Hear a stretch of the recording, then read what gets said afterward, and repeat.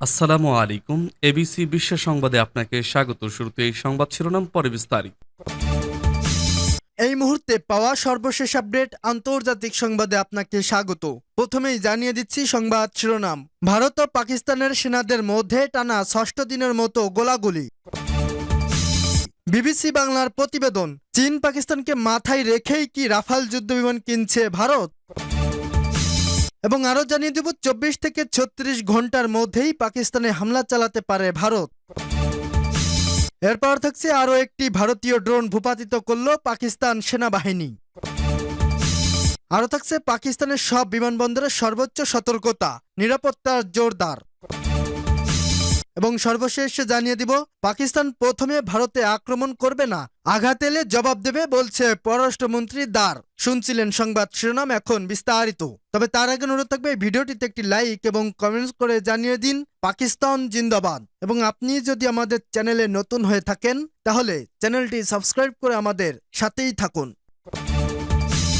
ভারত ও পাকিস্তানের সেনাদের মধ্যে টানা ষষ্ঠ দিনের মতো গোলাগুলি। টানা ষষ্ঠ দিনের মতো ভারত পাকিস্তান সীমান্তে গুলি বিনিময়ের ঘটনা ঘটেছে। মঙ্গলবার রাত থেকে বুধবার ভোর পর্যন্ত জম্মু ও কাশ্মীরের নিয়ন্ত্রণ রেখা সংলগ্ন বিভিন্ন সেক্টরে এ গোলাগুলি চলে। এতে সীমান্ত জুড়ে নতুন করে উত্তেজনা ছড়িয়ে পড়ে। ভারতীয় সেনাবাহিনীর বরাত দিয়ে এনডিটিভি জানিয়েছে, পারগাওয়াল, নওশেরা, সুন্দরবনি ও আখনুর সেক্টরে বিনা প্রচারণায় পাকিস্তানি সেনারা আন্তর্জাতিক সীমান্তের ওপর থেকে ভারতীয় সেনাদের লক্ষ্য করে গুলি চালায়। ভারত পাল্টা গুলি চালিয়ে জবাব দেয়। ভারতীয় সেনাবাহিনী পাকিস্তানের বিরুদ্ধে অযাচিত ছোট অস্ত্র ব্যবহারের অভিযোগ করেছে।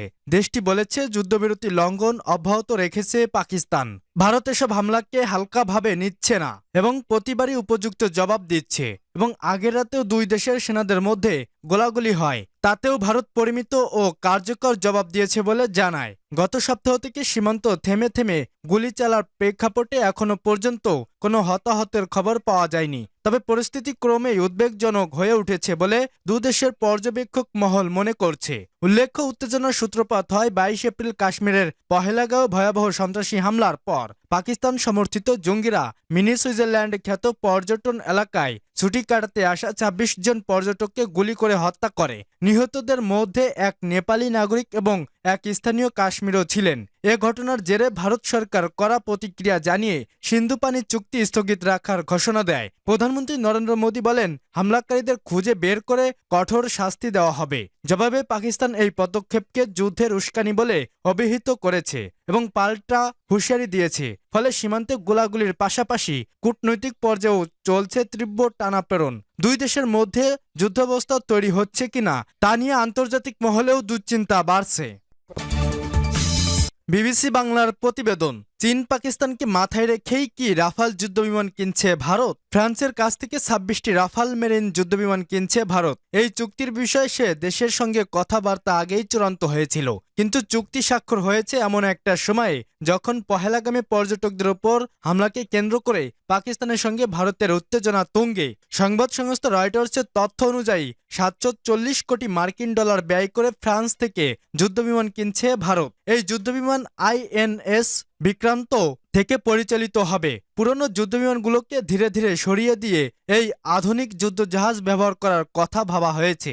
ভারতের প্রতিরক্ষা মন্ত্রণালয়ের পক্ষ থেকে বলা হয়েছে, এই বিমানগুলো সরবরাহের কাজ 2023 সালের মধ্যে সম্পূর্ণ হবে। ক্রুদের ফ্রান্স এবং ভারতে প্রশিক্ষণ দেওয়া হবে। ফরাসি প্রতিরক্ষা সংস্থা ডাসো অ্যাভিয়েশনের কাছ থেকে এই বিমান কিনছে ভারত। এখন প্রশ্ন হলো, ভারতের নিরাপত্তা ব্যবস্থা আরও আটসাট করার নেপথ্য কারণ কি? বিশেষজ্ঞদের মতে, সাম্প্রতিক রাফাল চুক্তি ভারতের প্রতিরক্ষা ব্যবস্থাকে আরও শক্তিশালী করে তোলার দিকে একটা গুরুত্বপূর্ণ পদক্ষেপ। প্রতিরক্ষা বিশেষজ্ঞ এবং সিনিয়র সাংবাদিক কমার আগা বলেন, এই চুক্তি ভারতের প্রতিরক্ষা ব্যবস্থাকে আরও আধুনিকতম প্রযুক্তির মাধ্যমে আরও মজবুত করে তুলবে। ভারতীয় বিমান বাহিনীর কাছে ইতিমধ্যে রাফাল যুদ্ধবিমান রয়েছে, এখন নৌবাহিনীর কাছেও তা থাকবে। যুদ্ধবিমান ভারতে আসতে এবং ব্যবহার শুরু হতে আরও কয়েক বছর লাগলেও এই চুক্তি স্বাক্ষর করা একাধিক কারণে বিশেষ ইঙ্গিত সহ বলে মনে করেন বিশেষজ্ঞরা। তাদের মতে, রাফাল চুক্তির পিছনে ভারতের দীর্ঘমেয়াদী ভাবনা রয়েছে।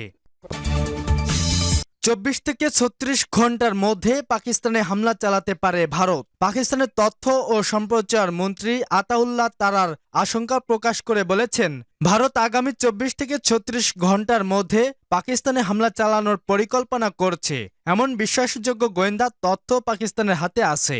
মঙ্গলবার রাতে সাংবাদিকদের সঙ্গে আলাপকালে তিনি এমন মন্তব্য করেন বলে এক প্রতিবেদনে জানিয়েছে পাকিস্তানের শীর্ষস্থানীয় গণমাধ্যম ডন। এর আগে মঙ্গলবার রাতে এক বৈঠকে গত সপ্তাহে কাশ্মীরের প্রাণঘাতী হামলার ঘটনার জবাব দিতে সশস্ত্র বাহিনীকে অভিযান পরিচালনার পূর্ণ স্বাধীনতা দেয় ভারত সরকার। ভারতের এ সিদ্ধান্তের পর সাংবাদিকদের সঙ্গে আলাপকালে পাকিস্তানের তথ্যমন্ত্রী বলেন, ভারত পহেলগামের ঘটনায় জড়িত থাকার ভিত্তিহীন ও বানোয়াট অভিযোগের অজুহাত দেখিয়ে আগামী 24 থেকে 36 ঘন্টার মধ্যে পাকিস্তানের বিরুদ্ধে সামরিক পদক্ষেপ নিতে চায়। এমন বিশ্বাসযোগ্য গোয়েন্দা তথ্য পাকিস্তানের কাছে আছে। আতাউল্লাহ তারার বলেন, পাকিস্তান এ অঞ্চলে ভারতের স্বঘোষিত বিচারক ও সাজা কার্যকরের ভূমিকা তীব্রভাবে প্রত্যাখ্যান করেছে। দেশটির এই আচরণ বেপরোয়া। পাকিস্তান নিজেই সন্ত্রাসবাদের বড় ভুক্তভোগী দাবি করে তিনি বলেন, এই অভিশাপের যন্ত্রণা গভীরভাবে অনুধাবন করে। আমরা বিশ্বাসের যে কোনো জায়গায় সবসময় সব ধরনের সন্ত্রাসবাদ এবং এর বহিঃপ্রকাশের নিন্দা জানিয়ে আসছি। দায়িত্বশীল রাষ্ট্র হিসেবে পাকিস্তান সত্য নিরূপণের জন্য বিশেষজ্ঞদের একটি নিরপেক্ষ কমিশনের মাধ্যমে বিশ্বাসযোগ্য, স্বচ্ছ এবং স্বাধীন তদন্তের আন্তরিক প্রস্তাব দিয়েছে। আরও একটি ভারতীয় ড্রোন ভূপাতিত করল পাকিস্তান সেনাবাহিনী। পাকিস্তান সেনাবাহিনী দ্বিতীয়বারের মতো ভারতীয় কোয়াড কপ্টার ড্রোন গুলি করে ভূপাতিত করেছে। কাশ্মীরের লাইন অফ কন্ট্রোল এ ঘটনা ঘটে। পাকিস্তানের নিরাপত্তা সূত্রের বরাতে এ খবর জানিয়েছে জিও টিভি নিউজ।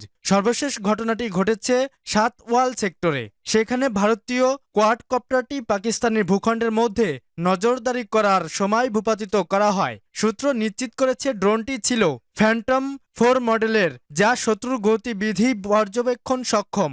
এর আগে ড্রোনটিও আজাদ কাশ্মীরের নিয়ন্ত্রণ রেখার কাছে ভূপাতিত করা হয়। পৃথক দুটি ঘটনাই মঙ্গলবারে ঘটে।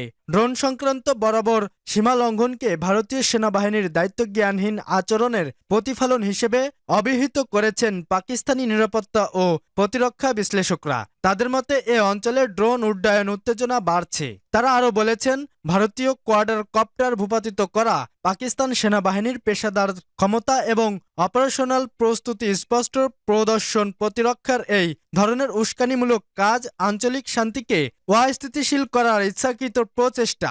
পাকিস্তান সেনাবাহিনী আরও কঠোর জবাব দিলে পরিস্থিতি বদলে যেতে পারে বলেও শঙ্কা প্রকাশ করেন প্রতিরক্ষা বিশ্লেষকরা। পাকিস্তানের সব বিমানবন্দরে সর্বোচ্চ সতর্কতা, নিরাপত্তা জোরদার। ভারত শাসিত কাশ্মীরের পহেলগাঁওয়ে সাম্প্রতিক হামলা ও চলমান উত্তেজনার কারণে পাকিস্তানের সব বিমানবন্দরকে হাই অ্যালার্টে রাখা হয়েছে। নিরাপত্তা ব্যবস্থা ও নজরদারি প্রটোকল আগের তুলনায় বহুগুণে জোরদার করা হয়েছে বলে জানিয়েছে দেশটির বেসামরিক বিমান চলাচল কর্তৃপক্ষ। মঙ্গলবার এক প্রতিবেদনে এ খবর দিয়েছে দ্য এক্সপ্রেস ট্রিবিউন।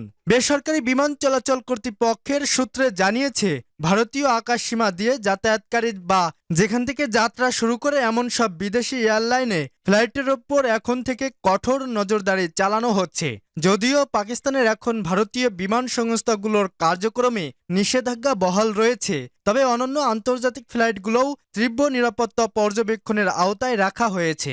এছাড়া লাহোরের আল্লামা ইকবাল আন্তর্জাতিক বিমানবন্দর সহ দেশের সব প্রধান বিমানবন্দরে বিমান নিয়ন্ত্রণকারীদের জন্য বিশেষ নির্দেশনা জারি করা হয়েছে।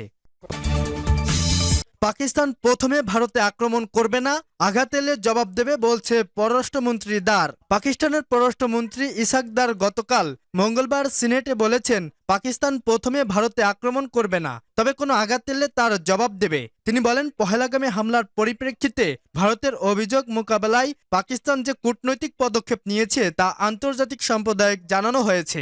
সিনেট অধিবেশনে পিপিপির সদস্য সৈয়দ মাসরুর আহ্বান পিটিআইয়ের প্রধান ইমরান খানকে সর্বদলীয় বৈঠকে অংশগ্রহণের আহ্বান জানানোর পক্ষে সমর্থন দেন, যা পিটিআইয়ের পক্ষ থেকে প্রস্তাব করা হয়েছিল।